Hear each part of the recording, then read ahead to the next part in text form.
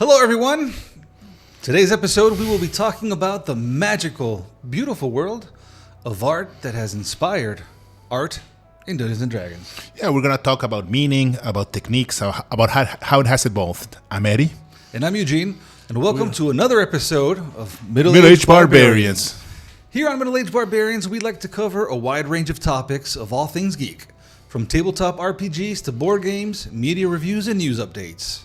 So whether you're new to the RPG scene or a jaded veteran like us, stick around to watch this pair of guys be barbaric and tear your boredom to shreds.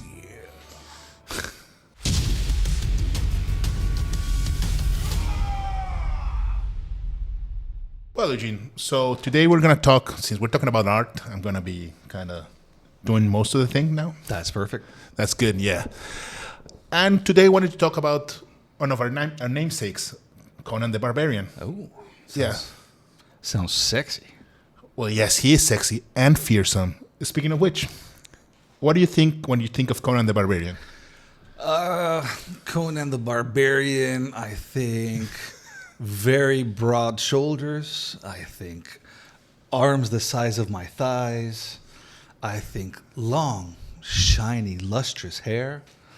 And I think in a very, very bad English accent, thanks to Arnold Schwarzenegger. There we go. That's basically the gist of it.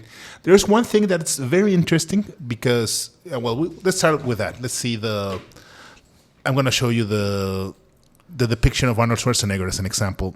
Where is it? We're trying something different with y'all today. Wow. There you go. This is the art for the cover of That's the movie, right? The first movie, yeah. By Renato Cacciaro. By who? Renato Cacciaro. Oh, Italian? Italian, yes, Italian. That's something that happened later on, that it became more usual to hire foreigners or non-American artists for that. So basically what you described, the long, lustrous hair, the broad shoulders, everything else. The nipples the producer was making allusion to? Exactly, same. They're here. And who's that with him? Oh, that's the main female character. I forgot the name, which is something that... I always confuse with Red Sonja. No, it's not. But it's not Red Sonja. It's not Red Sonja. I mean, it could have been Red Sonja, but, copyright's a very weird thing, and movies are very confusing. Well, Orange Susan. Well, what if I told you there's a couple of details that you've missed about Conan the Barbarian? I'd believe you. Yeah, of course. Well, first of all, what's Conan the Barbarian? Do you know where it comes from? Are you referring to the character? The character himself, yes. How old is Conan the Barbarian?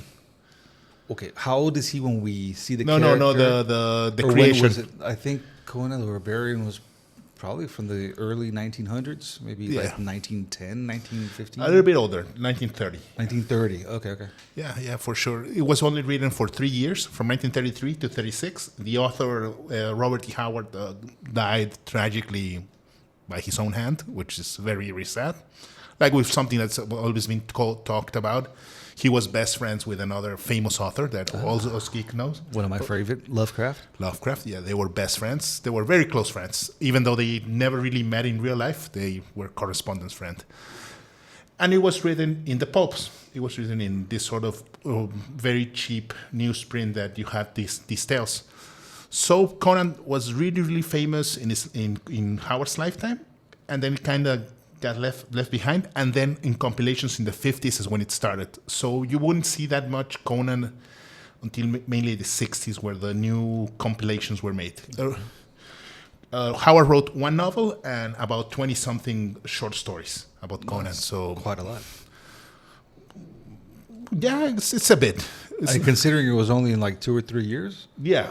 Oh, these guys, the pulps, people wrote like crazy for pulps. I mean, they pay by the word. So you were encouraged to write a ton. So there's one thing in the description that you never mentioned. It's very interesting because since the Schwarzenegger version, it has never been adapted. One of the most important things about Conan is this. I think I have a close-up here. I'm going to show you, and it will it will help you clarify something. What are we talking about, like shoe size? Or? No. This. Bloody face? Check the eyes. he has liver disease. I don't. No. Hopefully, we're gonna get the editor to like go putting up the pictures along so you guys can see this with us. Yeah. His eyes are blue. Blue eyes. Yeah, I can't really see it well from this angle, but I'll take your word. You can see there he has blue eyes. That's one of the. That's a 1981 picture. Just to take note. Actually, I'm gonna take notes in paper, so we'll have it. Editor, please edit a lot of these things. All right, so he has blue eyes and dark brown hair. Dark black hair. Black hair. Yeah, he was never supposed to have the brownish hair from Arnold, but because Arnold was probably the only person alive with that sort of physique that could sort of act. Well, so no, I don't know exactly where he was from, like geologically, but I imagine like southwestern Asia, maybe. Like, oh, that's very interesting. That's. I mean, obviously Howard. Well, first of all, or is it not even in the actual world? Like, it's a different made-up place. It's now long time ago where things were very different. Okay. It's the Hyborian age. It was like long prehistoric civilizations. But supposedly, because he was called a Cimmerian, because he was Conan the Cimmerian, Cimmeria was kind of related to what nowadays is Ireland. Really? So he would be like a proto-Celt.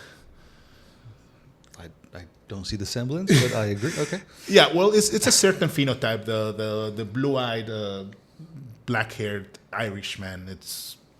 It happens. Well, speaking of that, I'm going to show you, which I kind of previewed later on before we talk, the first depiction of Conan. This is I thought that was crazy looking. This is from 1934 by Margaret Brundage. Interesting. The first the first artist that depicted was a woman. And first, well, here we see the things. I mean, the eyes are kind of smallish. You can Weird Tales. That's okay. I recognize the name of Weird Tales. It's Weird Tales. That's the magazine where they published it. Right. Robert E. Howard. This is one of the first depictions. So, as you can see, what did you see with Conan in this context? Oh, I mean, I'll say the same thing I said before. He looks like a dude getting out of work in the 40s in the USA, and he went to the carnival and got attacked by a giant snake and the snake charmer. Yeah, there we go. That's what it looks like. So, as you can see, lots of sex. Weird. Lots of. I like the boots. Yeah, the boobs are nice. Very swashbuckly. Very swashbuckly. Yeah, there we go. That's the thing. It's very swashbuckly. Think of the sort of even the sword that's not a khopesh. That'd be like a scimitar. It's rather than a broadsword that he's usually depicted with.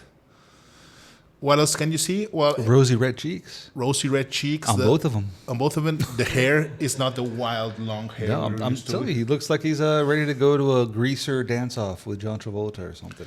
I'm thinking more of or he's gonna have his picture taken for the Madonna Vogue video or something like that. Yeah, very much like your Hollywood movie star of that era. Another piece by her. Where is it? Is this one? Sorry, this was the first one. Not this one. But it's basically the same thing. It looks very Greek. That's the vibe it gives me. You are absolutely correct. Very mythological, but the mythology that we have is Greek. Her top does not look very comfortable. It's mythologically correct. Like well, it's not, but... Yeah, it looks like it's hurting a little bit. Not a big fan. I'm sure you're not very familiar with that because that's more of my specialty, but it's very similar to the art of William Blake, which is another famous an author from the Victorian era. You'll probably people will be probably be familiar with him by the Red Dragon, by the red. Oh, there's no internet. By the Red Dragon tattoo from Hannibal. It's a very interesting artist. But yeah, like you said, very mythological, very classical. Yeah, it's pretty cool. What happened afterwards, like I said, it was published in Weird Tales, and until it's got its compilation in the 50s and the 60s, it kind of languished a little bit in, not anonymity, but you could only read Conan on back issues of this and some republishings by them. But basically, almost immediately, the iconic image of Conan came to be, which would be this one. This piece by Frank Frazetta. Oh, that's cool. Yeah, so there we can see him. What do you see here with this one? Yeah, we go back to something very savage, very feral, very death, very... It's darker toned. Yeah, that is correct. He's darker toned. It doesn't mean that he wouldn't be classified as white. It's just that he's sunburnt, very sunburnt. Yeah. And what do you have here as well?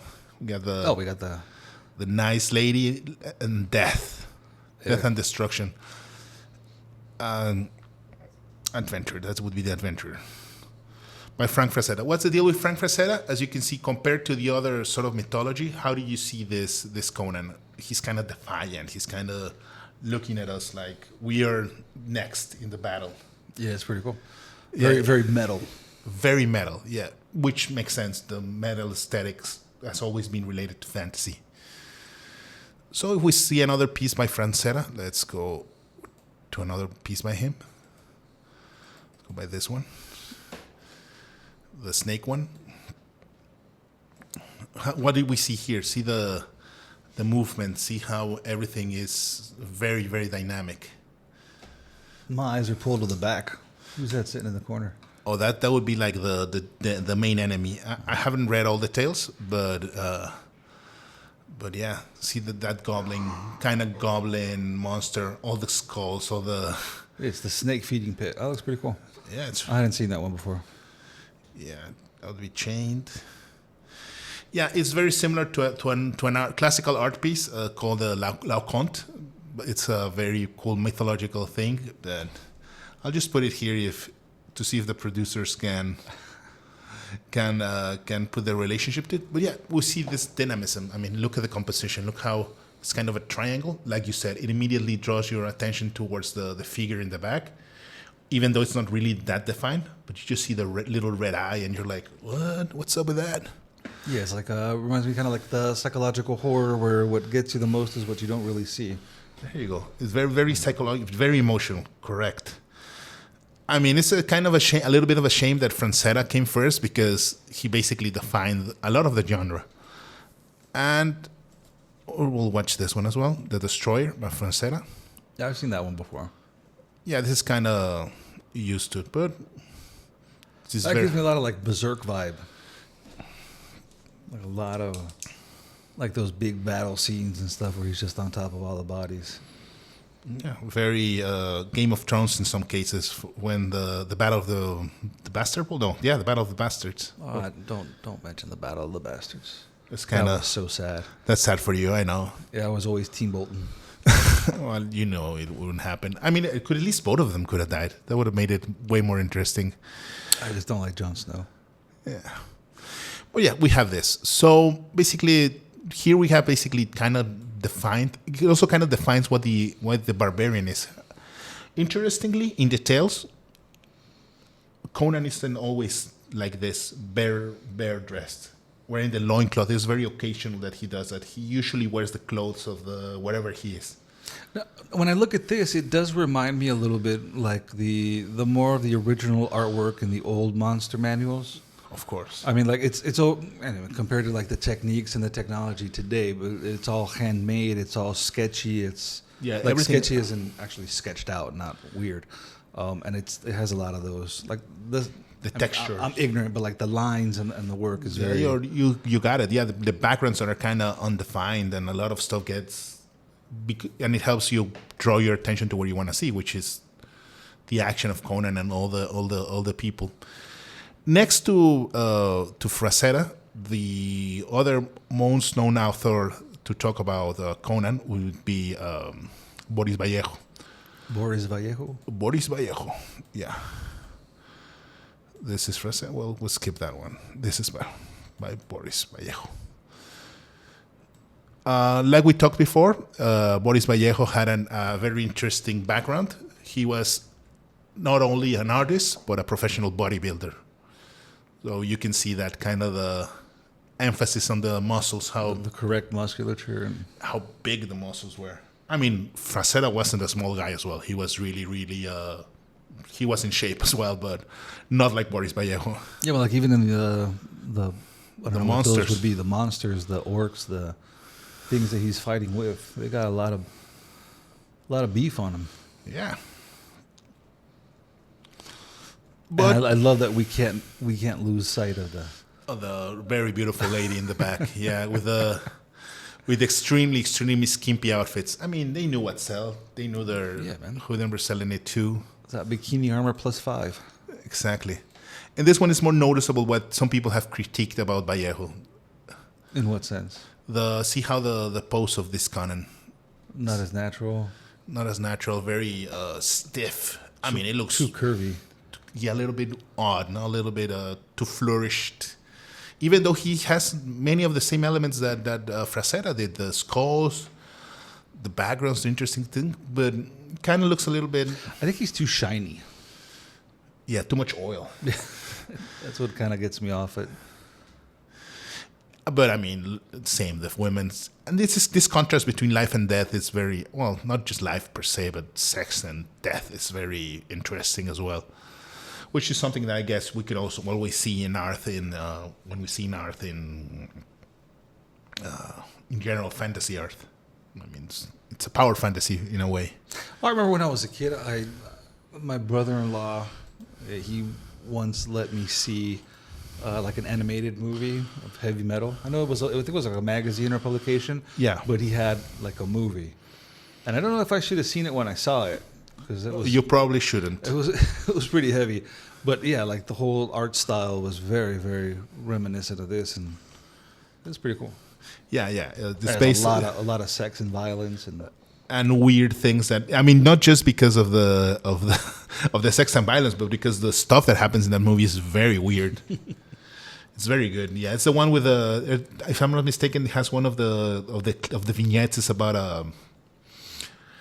a guy that falls into kind of a time traveler with an old timey airplane. I forgot. Oh, dude, that was like 30 years ago. I don't remember. Oh, and I saw it when I was like 19. So which one is this? This one's another artist called Ken Kelly. After Frazetta and Vallejo, the genre was kind of defined in a way. So we're going to see some more examples of this, but see how it's... I mean, they all give it its own flair, but it's kind of more of the same in a way. But with very different expectations. What is interesting about Conan is that he was, after the original stories by Howard, there were many other stories made by other authors, and they made comics, they made a ton of stuff, supplemental material. The Savage Sword of Conan ran for a really long time, which was a comic book. It officially was not a comic book, because if it were... novel? Sort of like that, because if it were a comic book, it should have been restricted by the Comics Code. But since they wanted to add sex and violence, it was a magazine. Oh. Okay. A visual magazine, yeah.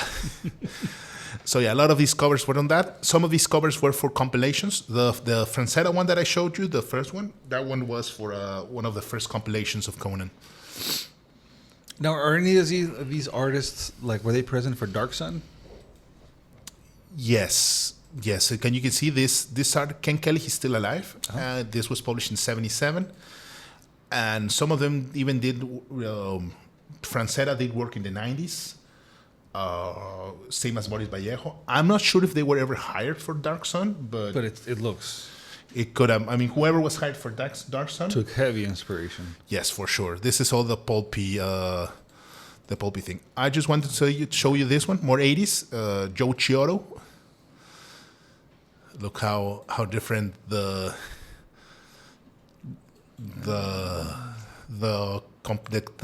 art style is, even though it still has a lot of the... It's like a Conan in Clash of Titans, or... Yeah, something like that. Oh, you have to remember, speaking of Lovecraft, Conan technically is part of the Lovecraft universe. I've heard... Yeah, Conan fights against minions of Dagon and stuff like that. Oh, really? Yeah, for real. Yeah, it's got some references to that, to George Thoth and stuff like that. Yeah, it's very... I'll have to get into that then. Yeah. And finally, well, this piece, we saw it as an example. And this one from the same artist, Ken Kelly, which I showed you before from the 70s. This is how it looks in the 90s. And you can see this is basically art like the art of Dragonlance and the same art we grew up in Dungeons and Dragons. See the saturation of the colors, the compositions. Obviously, the art we had wasn't as concentrated on the physicality. We had a lot more armor, a lot more clothes, but it's basically the energy. And they seem to go back to like the original concept, like the dark hair. I'm sure if you turn around, his eyes would be a dreamy blue color. A dreamy blue color. Yes, it's both been described as dreamy for the women, fearsome for the men. Ooh. A terror. Ooh. A blue terror. Basically, the art came to be. Conan kind of resurgence based on the Schwarzenegger movie, and kind of waned a little bit in the 90s until the 2000s, until they tried to do something else, which was this. I don't know if you saw this. This movie was not good. Oh, yeah. But it wasn't bad, but it wasn't something I'd watch again. Yeah, I watched it for free in a TV in a waiting room. So it was like, okay, I mean, rather, it defeated me checking out my cell phone. But it was not bad, but you can see the influence, how even the poster looks like some of the posters we've seen, like the Frazetta one with all the minions fighting. Yeah. Although this is not a painting, this is a photo manipulation. This is done in Photoshop and renders, probably some airbrushing and so forth.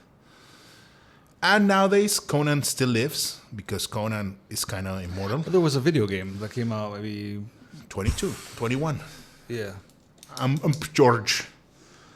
A massive multiplayer. I think I may have played it once. I think you have to like get resources, survive, form clans and stuff, and you build your character. You can build your ersatz Conan. I think you cannot be Conan per se, but you can make something similar and different classes and so forth. But as you can see, Conan has really been the influence in a lot of fantasy art. You can see that it's very, very shaped the aesthetics of everything, has been through everything, even since the first ones that look very not what we think of fantasy, modern fantasy art in the Victorian ones, the Brundage ones. But I mean, that's basically how it's been, and it's been growing with both. That's cool.